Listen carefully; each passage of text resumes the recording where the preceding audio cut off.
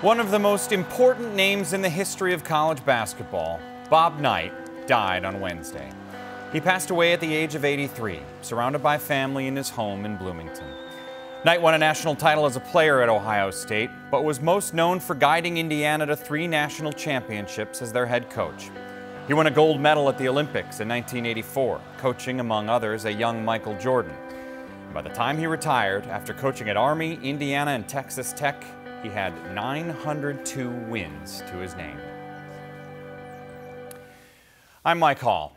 Over the next hour, we'll showcase to you all that stood out in the life of an iconic Big Ten figure, Bob Knight.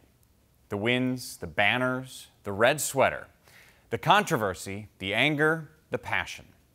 His life was complicated, his legacy too.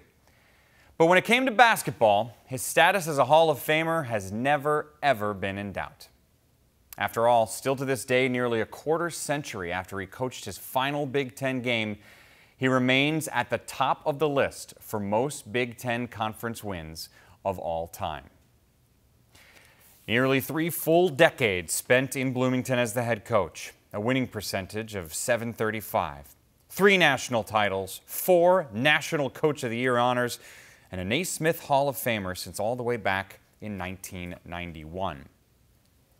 Mike Woodson, the former player and current Indiana head coach, released a statement saying, "My thoughts and prayers go out to Coach Knight's family and all who loved him. He influenced my life in ways I could never repay. It is a very sad day for all of us who loved him." For more perspective, we bring in Tom Izzo, the legendary head coach at Michigan State. Tom, let's go back to 95-96, your first season as the head coach at Michigan State. What was it like the first time you were coaching across from Bob Knight? Well, first of all, Mike, him and Judd were really good friends. And so when Bob Knight, when I got the job, I mean, he called and told me if I don't cheat and I do it the right way, he's going to take care of me. And, my first game was Indiana at home. They were good, we weren't, and we upset them. And everybody told me, boy, if that happens, you'll see the other side of him. I never saw that other side of him. He was nothing but incredible human being to me, to my program. Helped me in a lot of ways when I needed him. And I think that's the hardest thing as I watched the passing of Coach Knight. I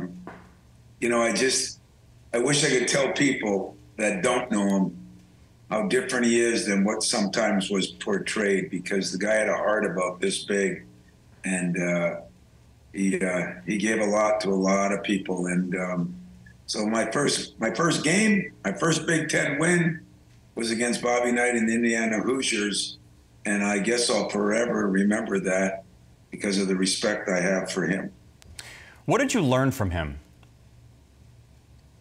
I could tell you a million things. I mean, I watched him with Judd. I watched him handle some controversial things over his years, some that I guess he was involved with and some that just happened. But I always felt like, he was hard on his players, and then they loved him when they came back. And I guess in some ways I remember myself at younger age when everybody thought you're so hard on your players, but if you spend time and as they say, no one knows how much you know until they know how much you care, and that is the truth. I think Bob cared about his players, and that was evident by the different times that all those guys came back, including a few years ago, and that's what I learned about him. I learned that. The year we won the national championship, he had a real good team. We played him down in Indiana and beat him on national TV. And he called me into his war room, they called it. It was his film room in his locker room after the game. And he let me know that he felt we had a team that was good enough to win the national championship, and gave me a few things to look out for that could deep six us. And boy, he was right on, and we went on and won the national championship. And I know he was happy. He loved, Judd, but he loved the Big Ten. And that, too, I was greatly appreciative for. Why did he love the Big Ten? Well, you know, his whole career was here. He played in the Big Ten. He coached in the Big Ten. He was an icon. I mean, that's what Bob Knight was. He was an icon. And, you know, the state of Indiana, I mean, to try to go down there and recruit a player against Bob Knight was an effort in futility. And he was, you know, he was just so revered there. And yeah, there was controversy. There's always controversy when you stay in the same place a long time.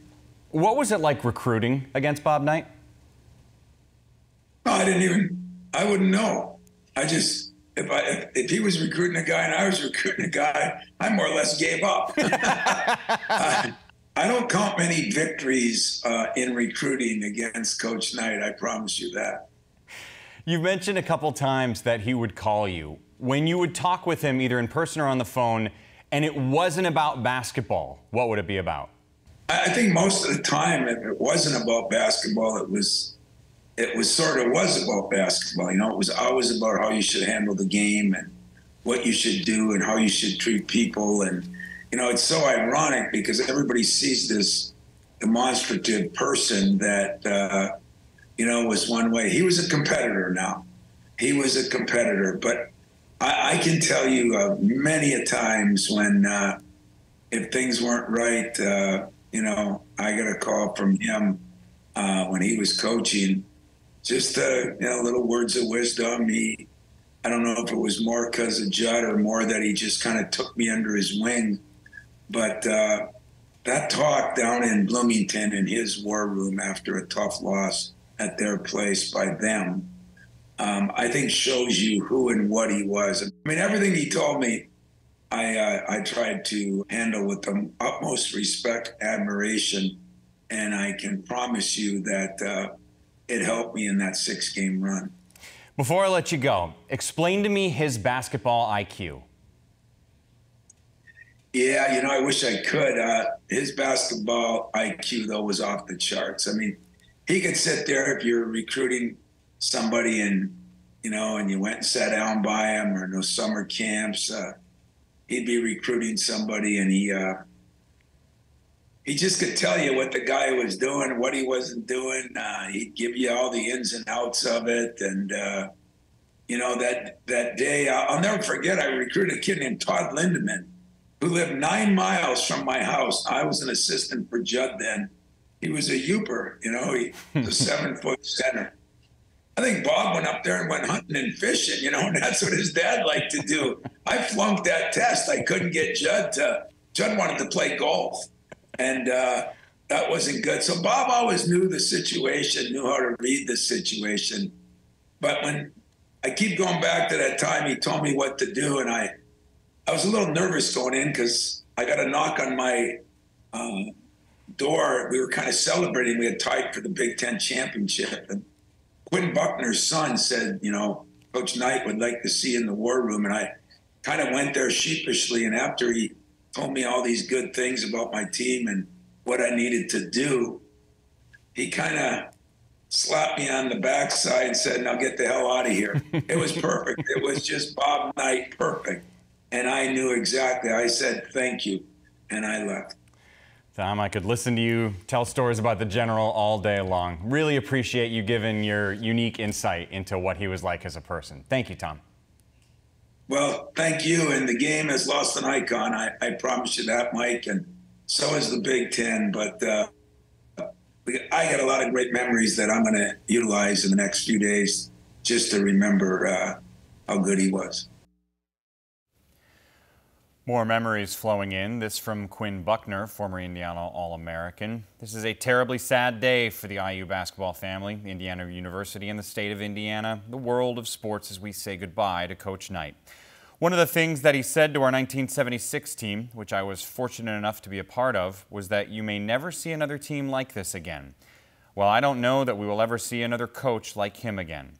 I think it's important for people to realize that. It was a special opportunity to have been coached by him, and an equally special opportunity to have him as a friend.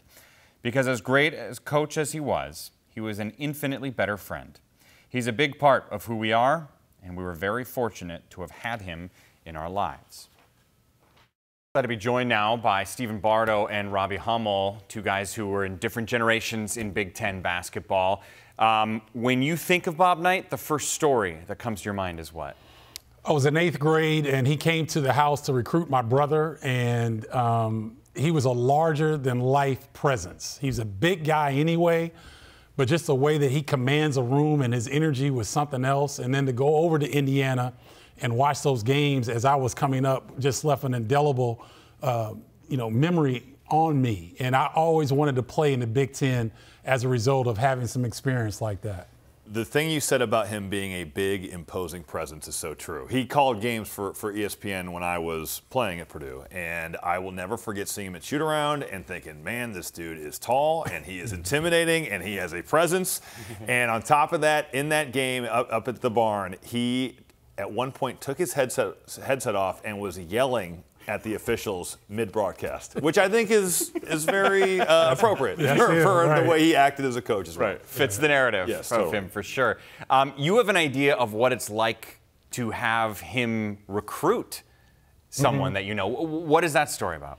Well, he just would come in every now and then, and it was weird because he was unassuming on the recruiting side. So he would come to Carbondale, where I grew up, and he'd slide in the back door and try to come in and be as, kind of low key, and then he'd slide back out. But he was just a guy that was, he commanded respect. The players loved him. Yeah. Like 90% of them, like Robbie said, they loved him because he did things for players that he never told anyone else about. And here's why I say he's the best college basketball coach in the history of the game. During that time when they won a national championship, they scored 95 on UNLV.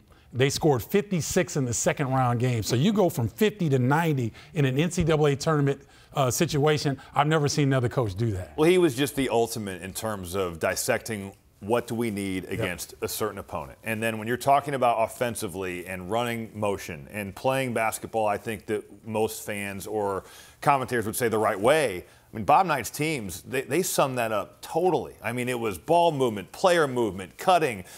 The fact that the sum of the parts always was better than the individual pieces. Exactly. There. They have one NBA All-Star that he coached, Isaiah Thomas, and Isaiah Thomas was a heck of a player. Right. And they had great players as well. They had great college players. But I just think when you're talking about Coach Knight, his military background, all those things that were just added into one, and you get a guy that just knew how to motivate and lead and get guys to play together. And how about one of my all-time favorite sports stories was Bob Knight. He coaches the '84 Olympic team with Michael Jordan. They win the gold, and he talks to the Trailblazers, who have the second pick, and says, guys, you have to draft this kid, Mike Jordan. And they go, wow, no, he's a guard. We need a center. And he says, draft Jordan and play him at center, because he knew how good he was. He said he was the best player he'd ever seen. When he was only in college, he said he was the best athlete he'd ever seen play basketball. Yeah. I mean, the way he knew the game was incredible. And another way you can see that, Stephen, is the coaching tree. How's Krzyzewski do as a guy that learned from him? Woodson, Randy Whitman. Yeah. How about even his Jim managers? Cruz. His managers, like Lawrence Frank, is an Indiana manager. Even his managers have gone on to do great things in coaching, great things in the front office. And I think we would be totally wrong to not mention, when you talk about Bobby Knight, following the rules was paramount. You were never going to say that they were in danger of breaking rules or even in the gray area. He followed the rules at the NCAA level to the highest standard. And I think it's interesting because certainly there were other issues when he was the head coach, and those when he are didn't what they follow are. the rules, to be fair. No, totally. But I will say there was never an issue of NCAA compliance. He was the gold standard of that. And I will say this, to Robbie's point, they won a Big Ten championship with Todd Jadlow as a starting center. You all probably don't even know that name. He was a decent player, but he was not a Big Ten champion level center. Yeah. But they were able to win the Big Ten by 2 games with guys like that, to Robbie's point. It is fascinating to me, too, one of the great rivalries in college sports in my lifetime was Bob Knight, Gene Keady. And what happened the last decade or so of their lives? They became very good friends. What does that say to you?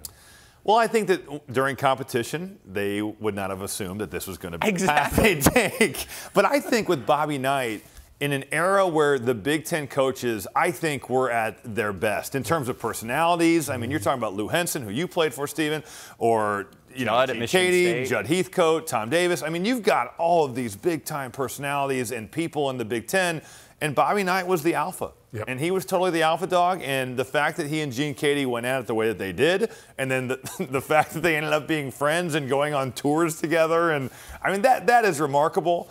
But when those guys put it between the lines, they were not friends. Oh, no, not at all. They were not friends, and I think that rivalry, the rivalry of Indiana-Purdue is special because of Bobby Knight and Gene Katie. And how about the fact that the last undefeated team in the history of college basketball was his 76 team? Yep. And oh, by the way, that 75 team was undefeated entering the NCAA tournament before they ended up losing before the championship. Robbie and Stephen, thanks for your time. We appreciate it.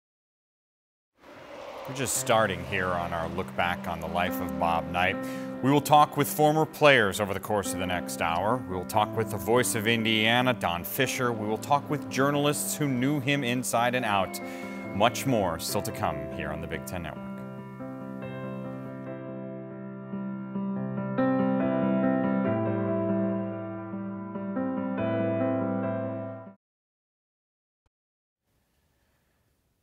To this day, the #1 coach in the history of the Big Ten in terms of conference wins continues to be Bob Knight.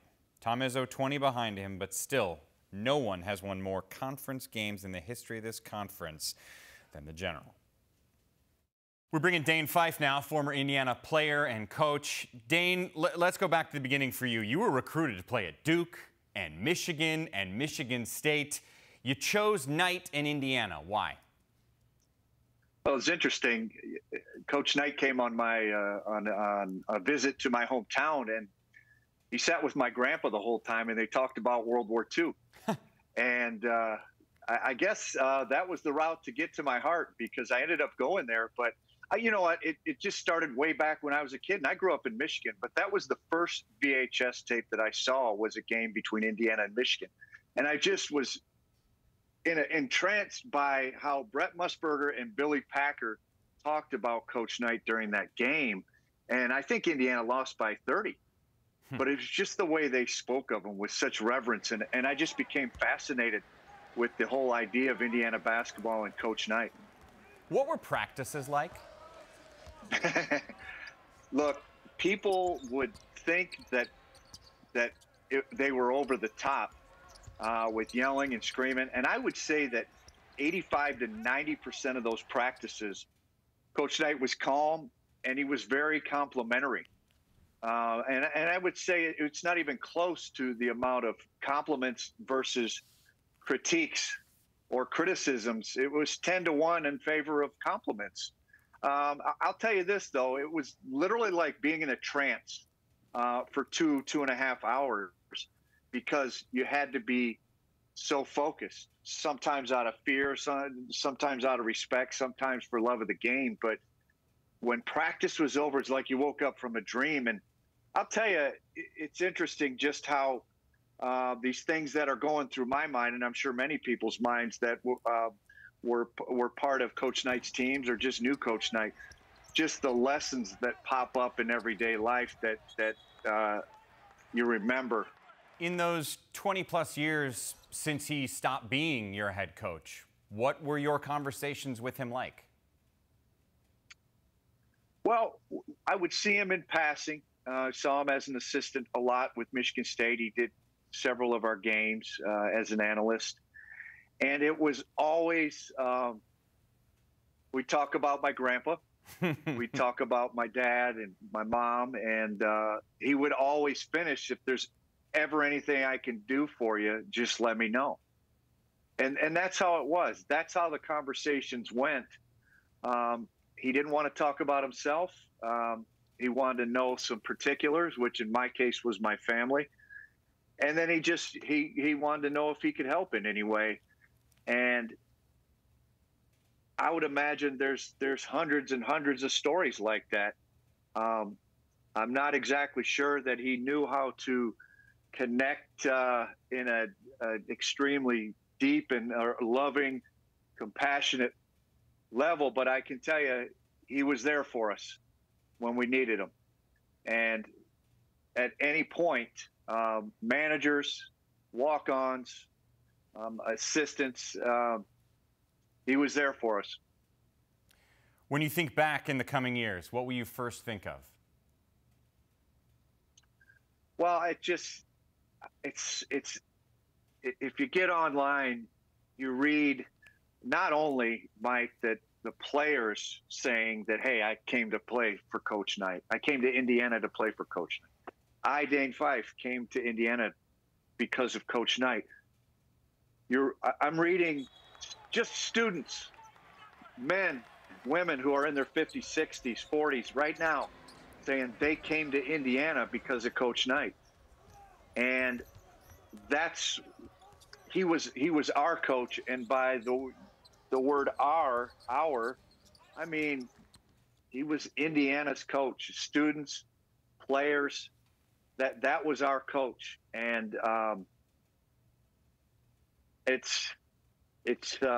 he just, I feel the sense to defend him, but there's just so much love and appreciation coming out from everybody. I think it just totally, it's overwhelming to any negative things that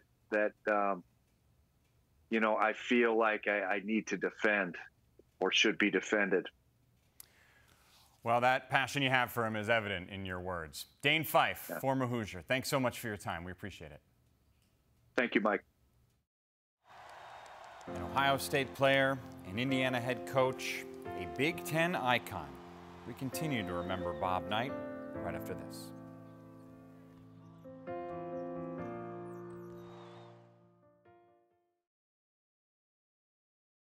Bobby Knight, congratulations to you. Thank you, Jimmy. Thank you. I imagine you hate to see the 4 years pass, and I imagine they've passed quickly for you, have they not? Well, we don't think it's quite all over yet, Jim. We feel we've got 4 big ones ahead of us, and we'll worry about what's past when we get these 4 over with. You betcha. At an interview from the senior year in college for Bob Knight, he, of course, played for the Buckeyes, and the Ohio State men's basketball program said they mourn the loss of Bob Knight, a legend of college basketball. Our thoughts and prayers with Coach Knight, his family, friends, teammates, and former players. We're glad to bring in the longtime voice of the Hoosiers, Don Fisher, now. Don, how did Bob Knight interact with you? Well, it was an interesting process because when I first got here, I took over for a guy named Max Skirvin, who became my color analyst after that, after I got the job here in 1973. And immediately I was told by my general manager when I got the position as the play-by-play voice of IU that I was going to have to get an interview with the coach for every pregame show. And if whatever I had to do to get that interview was what I had to do to get the interview. So I was pretty much put in my place right away. There was going to be no arguments. It was just going to be whatever the coach wanted. That's what I was going to be able to do, just as long as I could get that interview for our pregame. So that's how it started out. It took a while to gain his trust because, as you know, he had a little bit of a temperament about media people.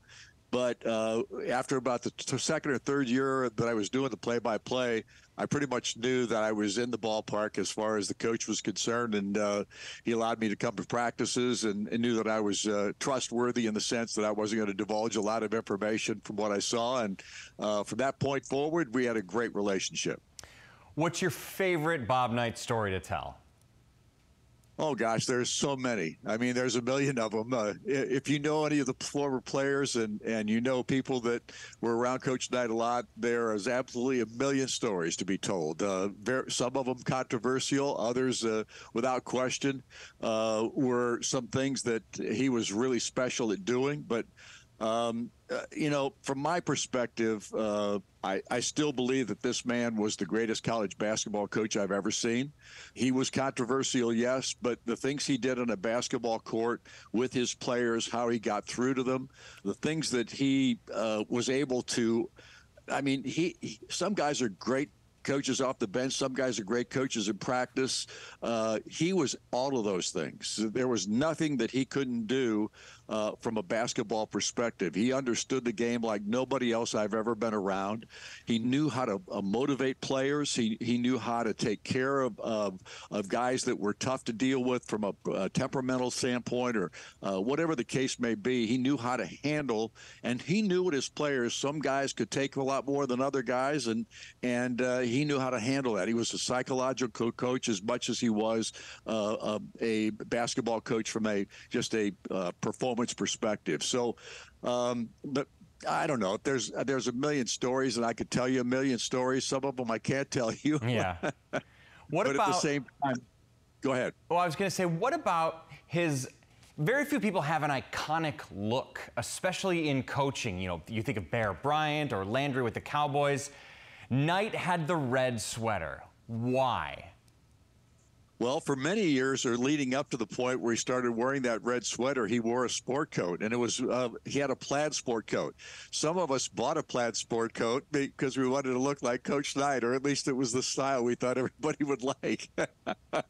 But that said, I think he got tired of the sport coat look. I think he felt like I could be more comfortable in a sweater, and that became his trademark. And generally, it was a red sweater, but he had some of the coolest looking sweaters I think I've ever seen in my life, because that's kind of became his trademark, whether it was on the basketball court or otherwise. But without doubt, the red sweater was special, and I think everybody. And here's the other thing. About half the alumni that came to ball games all had a red sweater just like Bob Knight. So it kind of told you that he was kind of a Pied Piper in just about everything he did. Don Fisher, legendary voice of Indiana athletics. Thanks so much for your time, Don. You bet. Thanks for having me. Again, the list of accomplishments in his time was remarkable. 902 wins, Hall of Fame induction more than 30 years ago. Won the Olympic gold in '84, the last all-college U.S. team to win the gold. Coached the last undefeated men's basketball team ever and won a national title as a player back in 1960 with OSU. Well, Bob Hamill is an all-time writer who covered a vast majority of Bob Knight's tenure when he was at Indiana and was close with the head coach. Joins us now. Bob, how would you describe what Bob Knight was like away from the court? Well, to me, there was unusual friendship that doesn't usually develop to that extent in such a relationship, but it did, and I certainly benefited from it. I hope he did, but I learned a lot of basketball traveling with him. I'll put it that way. Give me an example of some of the stuff you learned from him about hoops. I'll give you an exchange one time. I think we'd just been to a high school game, and I made the comment to him that as we were heading back that I've probably seen 2,000 basketball games in my life, and I continually am amazed at how much more you see in a game than I do. And his comment back was, well, I'd sure as hell hope so. And my comment back to him was, well, don't forget, I see a lot more in a sentence than you do. That was kind of the relationship. What was he most proud of about his coaching? You know, he never expressed that to me. He didn't think in those terms. I think by far, and I'm not no joking about this. I think by far his proudest achievement was graduating the kids and the graduation rate he had. He always recruited mothers. When they'd go to the house, he'd tell his mother that the athlete's mother that the dad's always thinking basketball. He'd go to the mother and say, "Your son will leave here with a degree. I'll see to that." So he'll be in class, and it worked. How would he answer if you asked him what he thought his legacy should be? I think it would start right there with the quality of kids that he turned out and the future they had when they left Indiana. Sure, a lot of them were pros. By far more of them weren't, but they had their degree, and they they all stayed in contact. I mean, he was. I think you could go through Mike Woodson or Quinn Buckner and all the way back. The players would emphasize that he always maintained an interest in how they were doing and what he could do for them. Bob Hamill, man who knew Bob Knight very well. Thank you for your insight today, Bob. You bet. Take care. When Bob Knight left Indiana, he didn't return for 2 decades until 2020. When we come back, we'll relive that moment when he came back to Assembly Hall.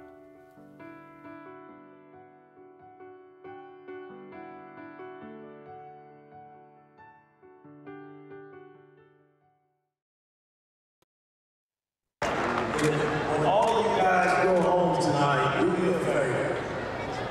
You don't even need to say a prayer for Bob Knight and his family, because I wouldn't be standing here. Make no mistake about it. Bob Knight is the game of basketball. The current head coach, Mike Woodson at Indiana, who played for Bob Knight, and you look at this list of amazing head coaches: Krzyzewski, Boeheim, Huggins, Calhoun, Williams, and Knight. All these men up at the top of the list of the most head coaching wins all time. Now, back in 2020, Bob Knight returned to Bloomington and to Assembly Hall. Let's look back at that moment.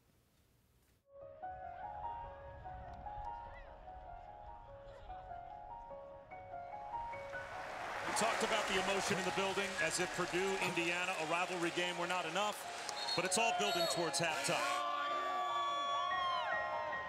There are all kinds of personalities here today, not to mention the 1980 Big Ten championship team that are having a reunion here, and a lot of other former players as well. As we get set for basketball here this afternoon, the Indiana Hoosiers against the Purdue Boilermakers in this tremendous rivalry battle here today. A very hard-fought ball game at both ends is exactly what you would expect in a rivalry game. These two teams ready to play, and they are competing right now at the highest level. The Boilermakers leading Indiana right now. This Hoosier Ball Club has got to do something here to get things turned around. It's still a 12-0 run to end the first half for the Boilermakers, and they've got a 37-28 lead. We will bring you the moment that we believe is going to happen. Bob Knight is in the building, and we expect we will see him on the court here at Assembly Hall for the first time in 20 years. Ladies and gentlemen, before today's game, two very special groups of former Indiana basketball players gathered for reunions in Cook Hall. All who played at Indiana under legendary Hall of Fame coach Bob Knight. In all, more than 50 former players are here today to celebrate the great tradition of Indiana basketball. Let's welcome these former players, starting with members of the 1980 Big Ten champions.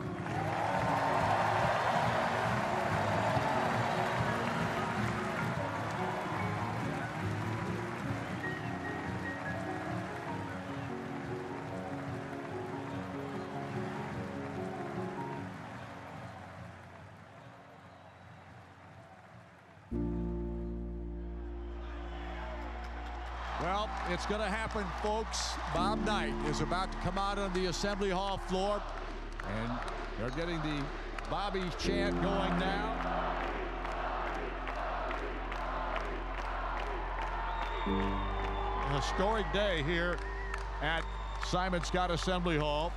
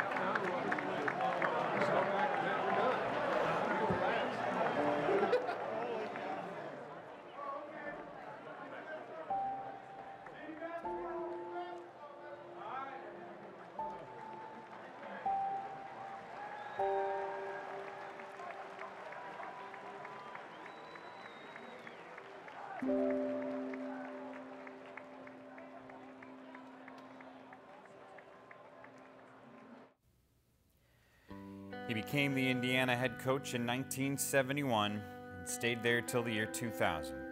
We continue to remember the life and legacy of Bob Knight right after this.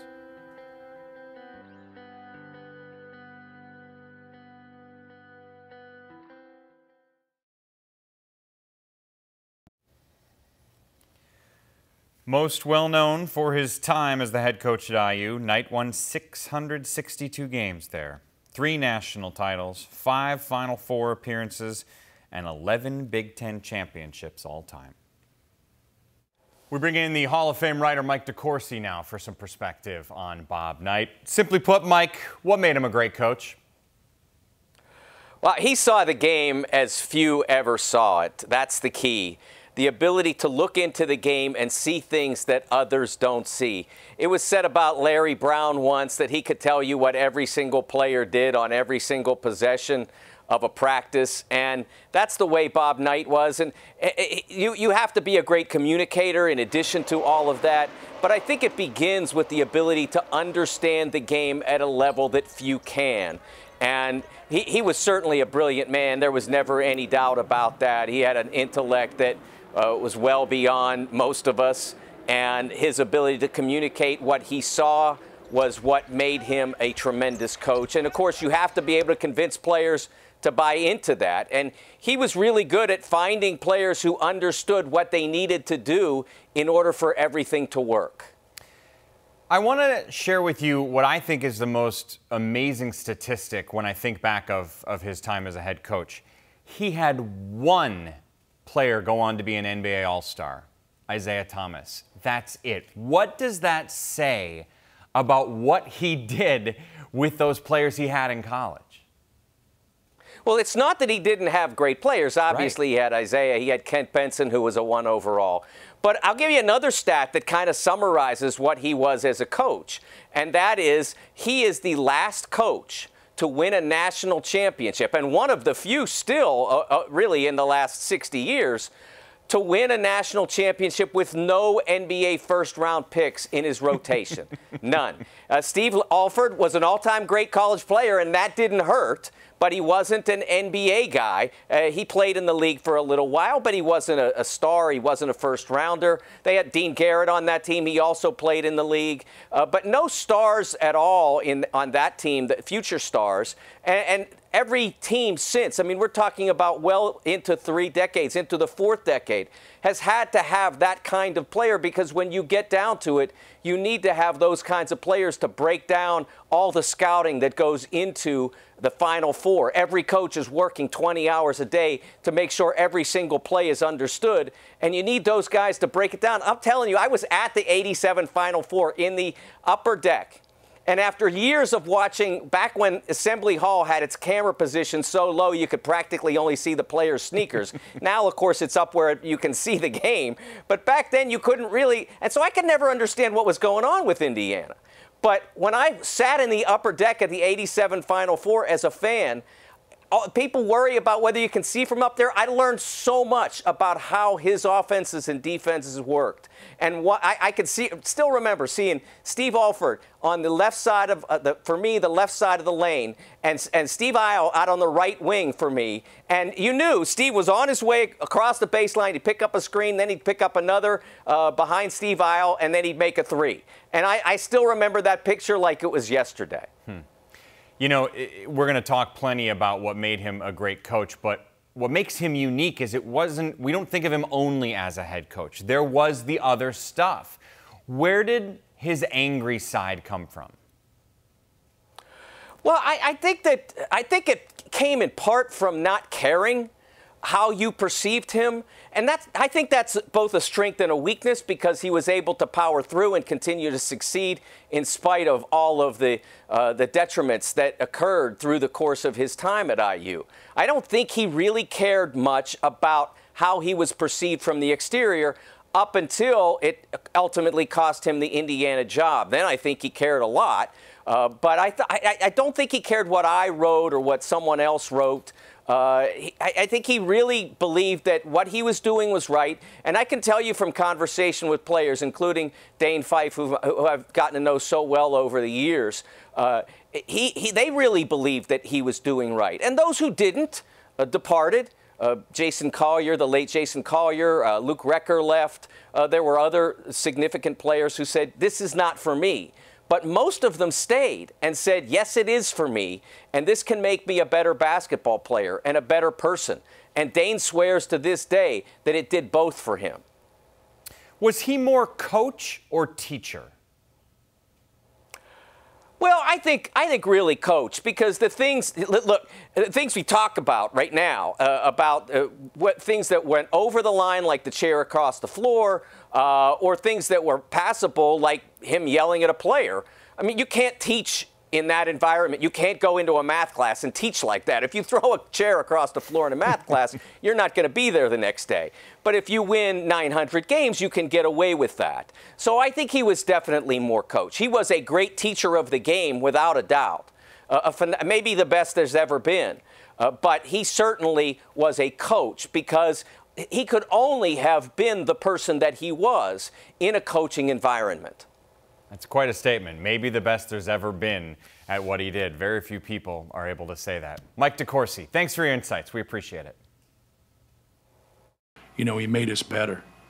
You know, in competition, and especially with rivalries, you know, you get everybody's best. And, you know, he always produced best. But that's what great coaches and great competition does. It makes other programs better. And I think he brought the best out of everybody in this league. That from Matt Painter, the head coach at Purdue. And by the way, there was a moment of silence at Mackey Wednesday evening in remembrance of Bob Knight. Indeed, a nice gesture from the Boilermakers. We're glad to bring in a great player and a great coach to get some perspective on Bob Knight. It is Stephanie White, our longtime pal here at the Big Ten Network. Steph, you were in high school in the state of Indiana in the 1990s. What was that like when it came to thinking and talking and watching Bob Knight? It was incredible, Mike. I mean, honestly, it just, you know, I grew up as a kid watching Indiana basketball. My dad was a huge Bob Knight fan. I remember watching Keith Smart hit the shot to win the national championship, and jumping off the couch and cheering, you know, in that moment. But being able to watch the intricacies of the way that Bobby Knight coached, as someone who played the game and got the most out of his players, and just the legacy that he was able to create by leading young men was just incredible. And the fact that I was down the road, I would get to go to some games. And of course, you know, as a Purdue alum, watching those incredible battles with he and Gene Katie, it's a part of the fabric of Indiana basketball and a part of the fabric of my upbringing in Indiana. Describe for me how Purdue felt about Bob Knight. Oh, it's funny because Purdue fans could not stand Bobby Knight, right? But as someone who grew up watching him and had been impacted, by him, I had such great respect for the things that he was able to accomplish. And even after my playing days when I was coaching, I remember I was an assistant coach at Kansas State when he was at Texas Tech, and I had reached out to his administrative assistant at the time and just asked, hey, if coach minded if I came to practice when they came to K-State. And of course he sent a message back and was like, oh yeah, absolutely. Come to practice. I got to come to practice. I got to watch, have conversation. I mean, he just genuinely, wanted to impact the lives of people who loved the game that he loved. And, his legacy is unparalleled. Give me an X and O breakdown of him as a head coach. I mean, you proved this past year how great a head coach you are. When you watched him, is there something that you're like, man, he did this and I need to make sure I do that when I'm a head coach? The way that the ball moved, the ball movement, the player movement, the spacing, setting screens, but really keeping a flow on the offensive end of the floor. I mean, everybody saw his intensity and his passion, his enthusiasm, but how technical he was as a coach and the things that he demanded from his team in terms of execution and sharing the basketball and spacing and flow on the offensive end of the floor. I mean, you can't appreciate it when you're a player like I was at the time, but now as a coach, you can appreciate the way that he changed the game and opened up the floor and got the most out of his players on a daily basis, year in and year out. Connecticut Sun head coach, national champion player back at Purdue, Stephanie White. Thanks for your time, Steph. Thanks, Mike.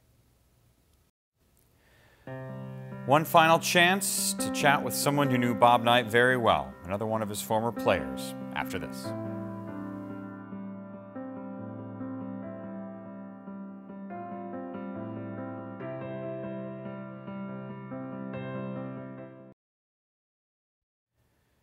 Mentioned the first head coaching job that Bob Knight had was at Army. They released a statement saying, "Be thou at peace, Bob Knight," Army men's basketball head coach. And you notice in the picture, not only a young Knight, but a young player back then at West Point. Mike Krzyzewski was his name. Sure enough, Coach K released a statement today as well, saying, "We lost one of the greatest coaches in the history of basketball today. Clearly, he was one of a kind. Coach Knight recruited me, mentored me, and had a profound impact on my career and in my life. This is a tremendous loss for our sport, and our family is deeply saddened by his passing. We offer our sincerest condolences to Karen, Tim, Pat, and their families during this difficult time." We bring in Joe Hillman now, a member of the 1987 National Championship team. Joe, thank you for joining us. What do you remember about the first time you met Bob Knight? Oh, he was just larger than life. I remember, I'll never forget it. I was at Santa Anita Racetrack with Coach Knight and Coach Pete Newell. And I just remember him being this big figure. And he sat down. I remember him saying to me, "Why would a California kid want to come to Indiana and leave all this?" And I said, "Coach, I want to play on a national championship team. That's not happening out here in the Pac-10. And he looked right at me and said, "I can't guarantee you one, but I'll guarantee you 4 or 5 chances of one. That's for sure." And he was just this powerful, big, loving guy. I mean, and he was the most honest guy on any coach trip recruiting wise that I met. I mean, he was the one guy that didn't promise you anything. He basically told it like it was, and he said, "Hey, here's how we work it in Indiana. You're probably not going to play much as a freshman. You contribute as a sophomore, and you start your junior and senior year, and that's how we do things here." And so, yeah, I mean, it was one of many great days that I got to spend 5 years with him. And yeah, sure, there were some rough days, but man, those are so far few between compared to the great days and the fun. We were playing LSU to go to the Final Four, and in the media, after the game, they said, "Well, Coach, you're down 10 with 8 minutes to go. What were you thinking?" I didn't think it was very good, but then I looked to my left and saw who we were playing and who was coaching the team. I knew we still had a chance. So in that game, I scored 3 points and played a minute. And we're getting ready to practice the next day when we get back, and he totally set me up. I mean, this is kind of the stuff that he would do. We all go back in the locker room. We'd be out shooting, and he'd say, all right, let's go in. And so we go in, and one of the assistants grabs a stat sheet and goes, geez, Hillman, you scored 3 points in a minute. Think if coach would play you 40 minutes, you could score 120. And me being the little smart aleck that I was, I said, well, tell us something, play me more. Coach walked around the corner and looked dead at me and said, Hillman, there'll never be a day at Indiana when you play 40 minutes.